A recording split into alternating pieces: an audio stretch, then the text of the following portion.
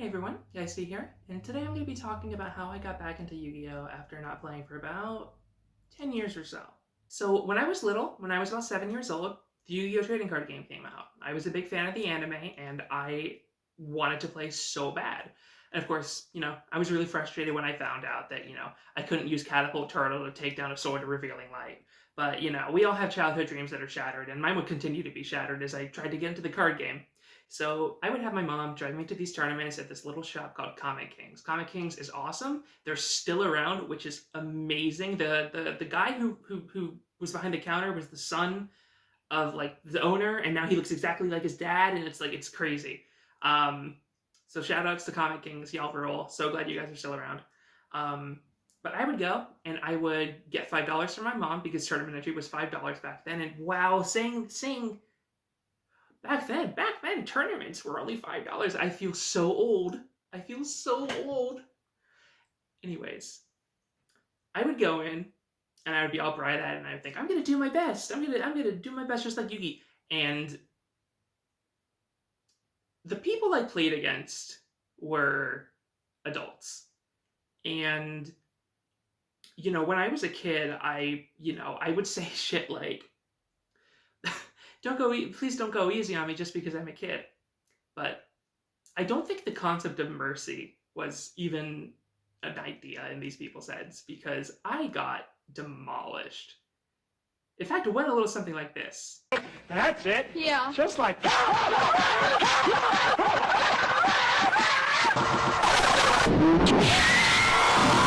So I'd keep going to Comic Kings for a while. I'd go back every week and the same thing would happen. And I would get stomped. I might win a match here and there, but it was always against somebody who it didn't feel right beating. It would go against a kid who was younger than me and didn't know the rules, or it would be up against somebody who just, bricked their hand. And yes, those are valid wins, but for growth, it just doesn't feel that good. So eventually some personal stuff in my life happened, and I had to stop playing Yu-Gi-Oh! For a good while. I kind of came back to it when I was in college, when I was wrapping up college, and I was still living in that area. So I went back to Comic Kings, and I was like, hey, here's my decks. And they were like, wow, like these, They were like, They weren't great, but I was able to do some trades, I was able to do some friendlies, and I was like, all right, I'm gonna get back into this hobby. And then Hurricane Matthew happened and all my cards were destroyed in a flood. Only 3 decks of mine survived. This deck, which is the one I've been using since I was a child, my Blue Eyes White Dragon deck, and my Dark Magician deck. Aside from those, the only cards that survived were a small binder that contained my 5 pieces of Exodia and a few other staples. Everything else, all the cards I had collected over the years since I was a little kid, they were all gone. They were completely destroyed. I decided that I was done with the game. I was never going to get back in. This was a sign that this game wasn't meant for me. And so I didn't fucking bother for a while. A few years later, I moved to another state, and I'm not going to say where that is because stalker. And a friend of mine was really into Magic the Gathering. Now, I still don't know how to play Magic, and I'm going to be real, I don't have much interest. Yu-Gi-Oh! Is my game. But I decided, what if I got back into Yu-Gi-Oh? And so I found out about the joys of TCG Player, and I ordered way too many cards, and I made many decks, all of which were terrible. And I took one of those decks to the local comic store around me, and I had a not great time. It went something like this. Okay, so I'll set 2 cards face down, and then I will set a monster, and I will end my turn. Okay, so at the start of my turn, I'm going to play this card. This allows me to search my deck. So I'm going to just... Okay, I found the card. And let me just shuffle. It's going to be a little bit. Okay, and then now that I have this card, I'm going to activate its effect, which allows me to special summon a monster from my deck. And then that will allow me to search my deck again for 2 spell or trap cards. Now, after I search these 2 spell trap cards, I'm going to be able to place one of them on the field, and I'm going to be able to send the other one to the grave. And doing that activates the effect of my monster in grave, which will then allow me to search for 2 cards from my deck. After I search for those 2 cards, I'll be able to banish your spell and traps directly from remove from play. Then I'll be able to go ahead and normal summon my first monster for the turn, which allows me to special summon again from my hand.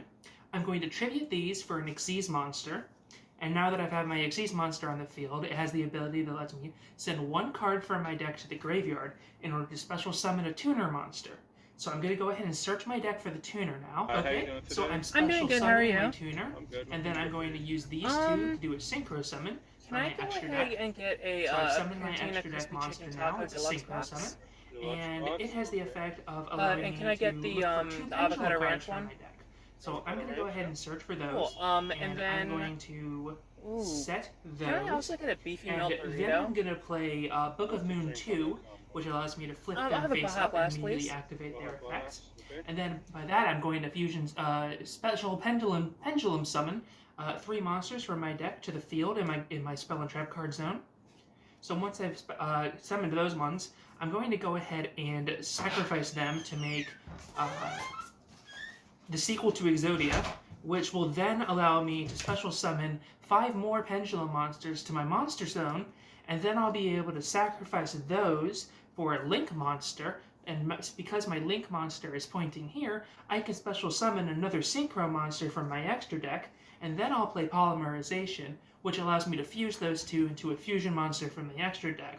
But then that fusion monster's effect allows me to search my deck for another card. So I'm going to go ahead and do that. And now the card I play is Morphing Joe, which means I get to send everything in my hand to the graveyard. And then I get to draw 5 cards. It looks like I drew a card that allows me to do more pendulum summons.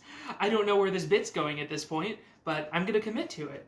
Then I'm going to go ahead and summon Gate Guardian, I guess, and use that as Xyz material to summon Thunder Dragon AAA Zeus, and then use that as Synchro material to summon, I don't fucking know, Blue Eyes Chaos Max Dragon. And so that will attack you over your face down monster, and it inflicts double piercing damage. So I win. What was your face down monster? So it wasn't a good time for me. You know, and the person I played against wasn't really explaining what he was doing. He wasn't really giving me tips to get better. And while he has no obligation to do that, the fact is that experience made me not want to play anymore. I didn't have any encouragement. All I had was just, you can't do anything, you can't advance, you can't do anything, give up. And so I did for a while. And then later that year, I decided that I would teach my girlfriend how to play. And, you know, that would be fun because, you know, I don't have to worry about people doing pendulum summons on me. I'm going to teach my girlfriends the basics of the game. We're not going to worry about link monsters. We're not going to worry about Xyz monsters. We're not going to worry about synchro monsters. And we had fun for a bit. But then I realized, what am I doing? Why am I putting these handicaps on myself? Why am I so afraid of learning the game? And so I started learning the game. I was able to pick myself a copy of this starter pack here, and I incorporated those monsters into my girlfriend's deck. Now, Momo, my girlfriend, was really apprehensive about playing Yu-Gi-Oh! At first, but she wound up really enjoying it. She especially loves the scapegoats and the Kuribos to a lesser extent. I'll do a little profile on the deck I built her later, just so you guys can see, you know, how like sickeningly cute it is. So all of my experiences up till about 4 weeks ago can be summed up as TLDR, I sucked and I wasn't getting better and I didn't have any encouragement to get better. I was Joey and I didn't have a Yugi. I just had like 500 Kaibas. So 4 weeks ago, I started playing Master Duel. Master Duel is pretty fucking awesome. I was able to build a killer Blue Eyes deck in it, and I was able to get like up to gold rank pretty quickly. And I decided, I want to play the game again. I want to get better. I don't want to keep losing and not growing. I have it in me to become a good duelist. So I looked up where my locals are and I headed over. Now, my decks were ass. My Blue Eyes deck here I was running 3 Kaiser Seahorses in it, if you need an example of how bad it was. And so the night before the tournament, I was talking to one of my friends on Steam, and I was like, what deck do I bring? How do I make my deck less ass before tomorrow? And so I was like writing up the card list of everything in my Blue Eyes deck, and then everything in my Dragon Maid deck, and ultimately we decided, based on those decks I had and what cards that I was able to salvage from other decks and other cards I just happened to have on hand, we decided that ultimately Dragon Maids would go the best. Dragon Maids would be the best choice. And so the reason I play Dragon Maids is because A, I have a maid fixation. I'll probably be wearing a maid outfit when I do the deck profile for this deck. But also because my girlfriend and I watched Miss Kobayashi's Dragon Maid together. And for a Christmas gift one year, she got me this adorable Field Center card. So I use this as a little good luck charm whenever I play. And so I found it randomly while I was going through all my cards, and I thought, okay, this is a sign. This is a sign that I should play dragons. And so I did, and I went, and my deck was ass. Let's be real. When you go to a local for the first time after not playing for years, your deck's not going to be good. That's just a fact. It might have been good before. Mine probably wasn't. But you have to adapt. And so I was lucky enough to meet a bunch of really awesome people at my locals, and they traded a few cards with me here and there. My deck was still incomplete. I was missing what's called an engine, which is like the core of the deck that I need to run. And over time, I slowly did trades. I slowly got new cards, and I built my deck up, but that's not enough. So the first tournament, I lost all my matches. The second tournament, I won a match, but it was against somebody who didn't know the rules right, and they weren't playing their deck correctly. Didn't feel great. My third tournament, I got steamrolled. I went to a different local than the one I usually do. I didn't have my buddies there. I didn't have any idea of what the meta was being played there, what kind of decks people would use, and I got steamrolled. And it wasn't fun. I thought, oh my god, you know, nothing's changed. I need to quit. But then I realized I was just cranky and needed a nap. So 2 days later, I went back for the second tournament they had that week. And here are my results from those two. These tournaments were only 2 to 3 days apart. How did I go from getting 0 wins to 2 wins out of 4? I started to trust myself. I started to think, you know what? Maybe I won't win, but I'm capable of winning. And I can learn from my mistakes. And so one of the great joys of getting into the game is seeing yourself grow. And so one example was that a deck that beat me on that first tournament, I played against again in the second tournament, my first round. Exact same deck. It was just used by 2 different people, brothers. And I beat him. The guy who had soundly beat me the first tournament, I was able to beat his deck the next time around. I was thinking about what I can do, you know, what plays can I make that can get his boss monster off the field. I believe he was using Destiny Hero Phoenix Enforcer, and I mean, that's a tricky card to deal with. But I was able to win against him. And I was able to win against a deck I didn't think I'd be able to beat. I won against a Dark Magician deck, and like that deck had like all the expensive staples. It had Magician Souls, it had the Dark Magicians, you know, it had everything it needed. And I looked at the deck before I knew I was going to duel him, just to be like, wow, this is cool, you know, I'm something of a Dark Magician player myself. And when I went up against him, I thought, oh man, this is going to be tough. But I didn't think, oh, there's no way I can win. And that's the important thing. You gotta believe in yourself. You gotta believe in yourself more than you believe in the heart of the cards. Because what you draw is important, but it's not important as having the confidence to make the play with that card. If you don't have confidence in yourself to win, you will lose every time. The amount of things that I could tell new players is, or Yugiboomers rather, sorry, is just like, the amount of stuff I have to share could fill a book. And look, editing this video is already going to be a pain in the ass. I don't want to make it any more jumbled than it already is. But I guess if there's one thing I can say is for the love of fucking God, sleeve your cards and buy a deck box.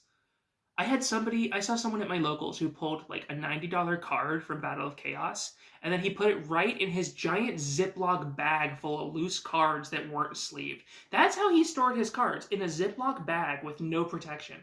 I don't don't don't do that. Don't do that. If you see me at a locals and like you are carrying your cards around in a Ziploc bag and you need a deck box, I will give you a deck box. I have a few here that I'm not using. I will just give you one. Leave a comment on this web zone if you would like for me to send you a pizza roll inside. So when you're getting back into Yu-Gi-Oh, it can be really overwhelming, and a lot of people who get back into the game, who are called Yugi-boomers, they have a lot of complaints, and they pretty much usually have only complaints. They're saying things like, I can't do anything on my first turn. The game moves too fast now. I used to just be able to set a card face down and end my turn, and that was it. And it's like, you can still do that. You'll lose, but you can still do that. And so the thing that Yugi boomers need to understand is that this game is 20 years old now. I don't want to admit it. You don't want to admit it, but the game is 2 decades old now. It's not going to be the same as it was when you were playing as a kid. So you've got to be able to adapt to the new stuff that Konami's throwing at us. So when you're getting back into the game, it is overwhelming, and losing does suck. It really sucks to go in with a deck that you think is going to win and not even be able to do a single turn. And I guess what is most important for when you're going back into the game is to understand that, yeah, you are going to lose. You're going to lose a lot, and it's going to be super frustrating. But the thing is in between those frustrations, you're going to pick up on little things, and it may not seem like much at first, but those things pile up. So my first few matches getting back into the game, after a few times an opponent used Ash Blossom, I started to understand, okay, so if I do this, they could Ash it. They have cards in their hand. So I got to think about, is it possible that they have an Ash in their hand? And something like that can go a long way, even with professional players. Knowing your opponent's card advantage and knowing that they could have one of many hand traps available is really important when you're planning your next move. But yes, no, it is overwhelming. And there's so many new things that you need. Can you stop? There's so many new things to learn. But the thing is there's so much joy to be found in those things. When I first started playing again, I was like, what the fuck is a link monster? I don't know, but I learned, and I'm starting to learn how to use them in my own deck. Losing does suck. Losing does suck, but what is important is being able to learn from your losses. It might not seem like you can do anything at first, and a lot of players say, they have better cards than me. They won turn 1, there was nothing I could do. They negated all my cards. My cards just aren't as good as theirs. All of those things can be true. But the thing is that's not the only factor. You have to also understand that playing the game, sitting down and having a match, is not how you learn the game entirely. You need to be looking at every card in your deck as an opportunity. You need to be thinking of every card in your opponent's deck as something that can shut down your next move. You need to be constantly thinking. It's not a game where you can just zone out and just autoplay cards. As much as people would love to have you believe that's the case, it is not. I cannot tell you how many times I've screwed up simple combos. Oh, goodbye. I cannot tell you how many times I've screwed up simple combos just because I wasn't paying enough attention or because I was preoccupied by a move that happened earlier. As you lose, you will start to realize why you lost. And now sometimes there can be a lot of different factors and you won't figure this out for every single game. But there will be times where you play a card and you realize right after you played it, I should not have done that. And that realization is crucial for improving. Another really important thing to do is to go to locals. You don't have to compete in a tournament the first time you go to your locals. You can just hang out and people will be down to play with you. And the coolest thing that I did when I was doing that was trading. Trading is so much fun. A lot of people say that trading is dead now. Everybody buys their cards online. That is true to an extent. A lot of players do prefer to buy their expensive cards online. But a lot of Yu-Gi-Oh players are just really nice in general. More often than not, you will find something that you want. Whether it's something you want to play eventually, something you want to put into your deck, or just a card you like collecting, you'll find stuff you want. And sometimes you'll have stuff your opponent wants as well. I was lucky enough to have a Book of Moon in my trade binder that was apparently worth $90. And I was able to trade that for 3 Ash Blossoms and 2 infinite impermanences. So you don't always know what you have. What you have, someone might want, and what that person wants, they might have something really good, and there are so many cool things to be learned in the new game. So there's the tension. The tension is my favorite thing about Yu-Gi-Oh! It's always been my favorite thing. You play 1 card face down, and you play 2 Spell or Trap cards. Those could be complete garbage. You know, they could be 2 Mystical Space Typhoons and a Giant Soldier of Stone. But the thing is the opponent, for the most part, doesn't know what you're playing. So there's always this tension. Do I respect this? Do I go in for the kill? Do I attack that face down monster? And a lot of people say, well, that's not in the game anymore. It is, but it's moved where it is. The tension is now when you have something in your hand and you're thinking, oh man, do I use this negate now? If I use this negate now, he might be throwing something else out there, and I don't know what kind of deck he's running. I've got to think about everything. I've got to think about how many cards he has in his hand. I've got to think about what's on the field, what turn he set it. And so a lot of stuff that can be confused as just, oh, I have to know so much. That can turn into that beautiful tension that is what I crave as a Yu-Gi-Oh player. When the odds are not stacked in anybody's favor and any one play could determine the tide of the game. Learning new strategies is also super cool. So when you get back into the game, you might not know how to summon Xyz monsters. You might not know how to summon Link monsters. I still don't really get pendulums, but that's fine. I'll get it one day. And being able to chain these new combos, these new cards, in conjunction with cards that you may already have that might still be viable, you can do some pretty cool shit. I'm using my deck right now, and every week I learn something new I can do with it. There's always new applications to cards you have, and there's always new ways they can combo off other cards, even ones your opponent plays. Improvement is what's most important. I have improved so much since I started playing. Now, I've started playing about 4 weeks ago, like I said earlier, and I got my ass kicked. So I was lucky enough to meet a bunch of people there who took the time to help me learn new strategies, who helped me optimize my deck, who gave me just a bunch of cards just for free, just to help me learn. Because I think at the end of the day, most Yu-Gi-Oh players want to get more people into the game. You know, the game's not as big as Magic, it's not as big as Pokemon, but we want to see it get bigger. You know, we want to keep the game alive, and we keep it alive by bringing in fresh blood. That was a bit of an ominous way of saying it, but the point stands.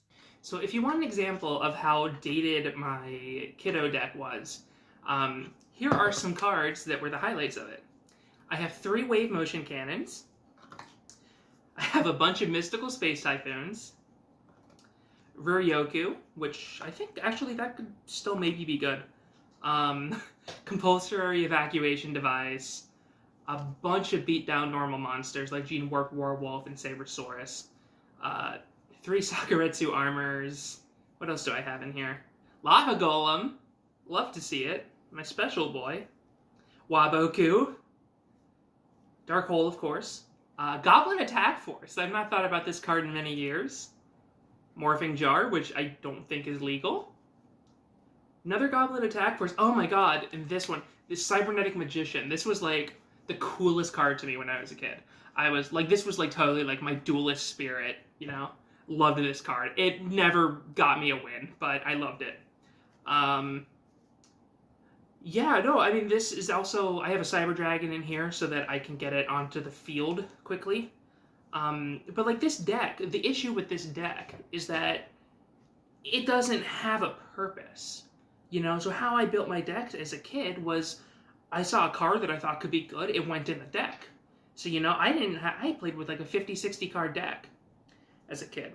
And you gotta understand that if your cards aren't like set in your deck in a way where they can all work off each other and play off each other, then it's probably not a good fit. So you gotta sort of figure out what you're doing. Now, there's a lot of terminologies that I still don't understand. A lot of times people will be talking at locals and I'll just be like, what in the goddamn hell are you talking about? And so, like, there's a few things that I understand. Like, I know what a burn deck is. I used to play a burn deck when I was a kid. And I know what beatdown is. Beatdown, I guess, is something else that I sort of gravitated towards. But there's also control, there's, actually, that might actually be it. But there's a lot of different things you can do in Yu-Gi-Oh!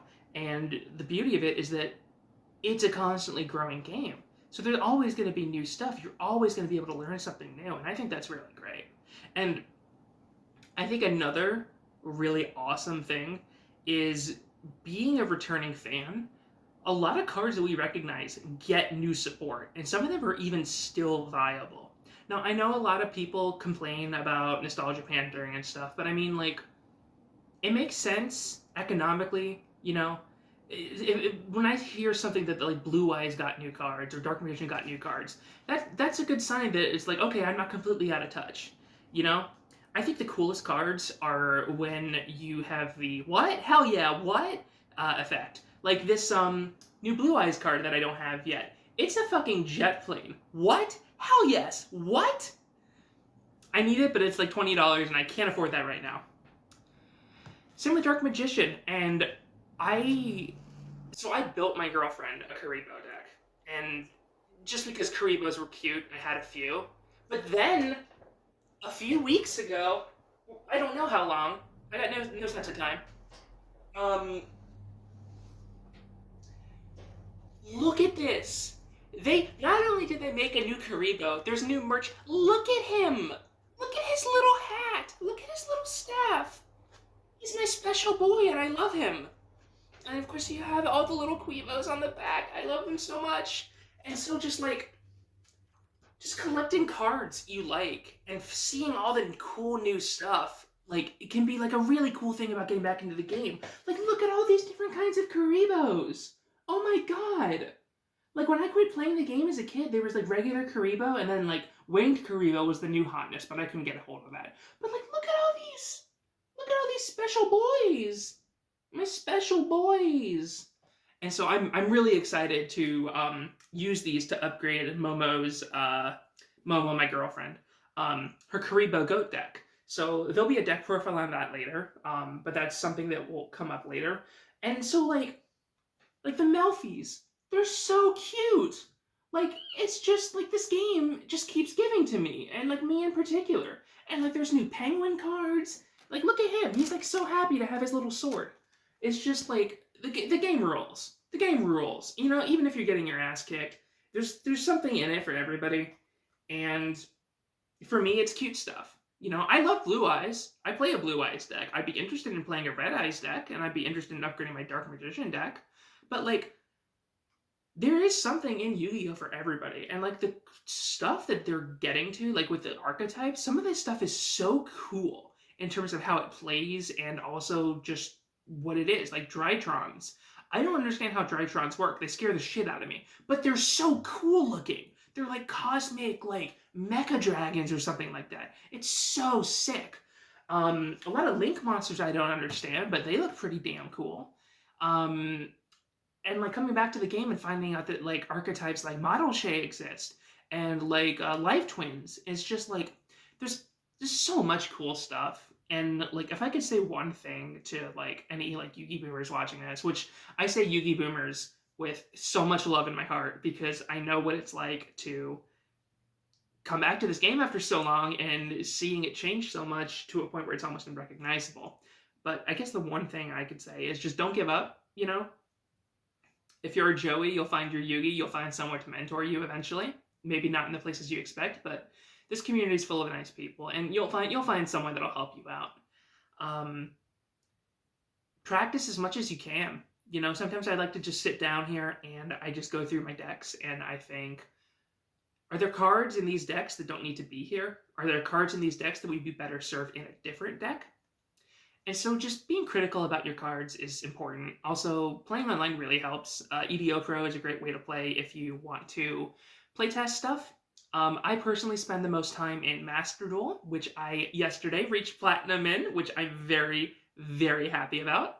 I play Harpies in Master Duel, which is pretty funny because as a kid I wanted to be Joey, but then I grew up to be more of a Mai.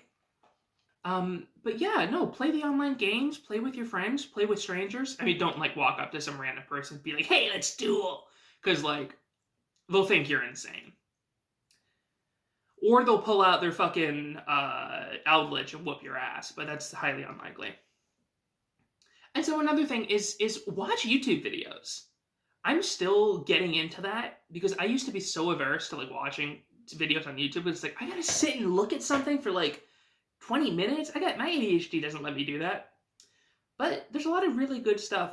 But yeah, you'll never know what's in store for you if you don't check out your locals. You know, I didn't know what I was gonna get, and of course I got my ass kicked the first time. I got my ass kicked the second and third times too. You know, it was only until like the last two tournaments I went to where I got a few wins under my belt. And so the people you'll find there are gonna vary. You know, you will find some people that are just really weird and kind of unpleasant.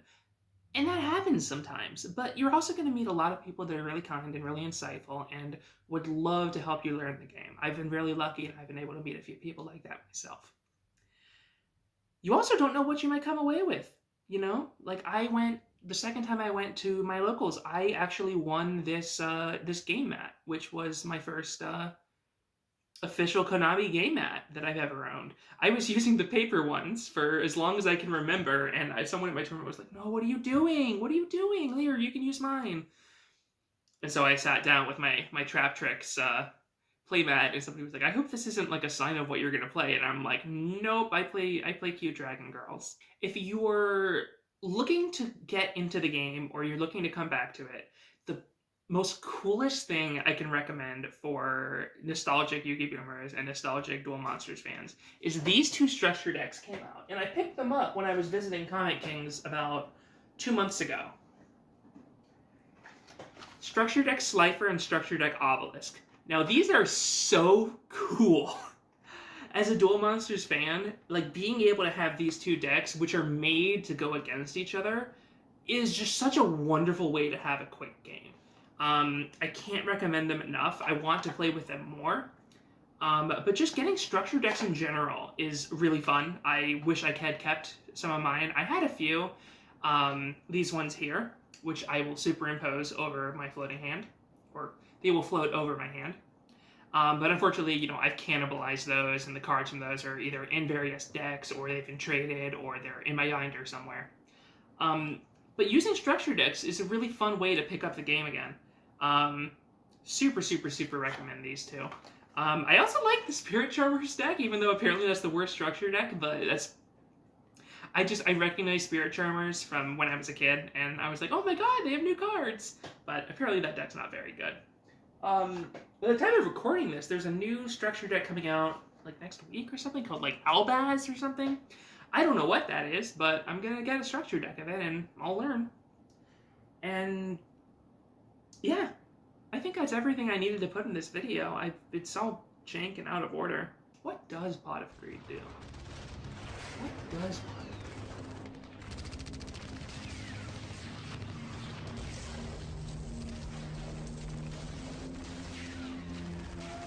But yeah, if you have any questions for me that you'd like me to answer, or you have any comments, please leave them below and I will get to them when I can. If I get a lot of questions, I might make a video answering them. Also going forward, I am planning to do a progression pull format, which I am super excited for.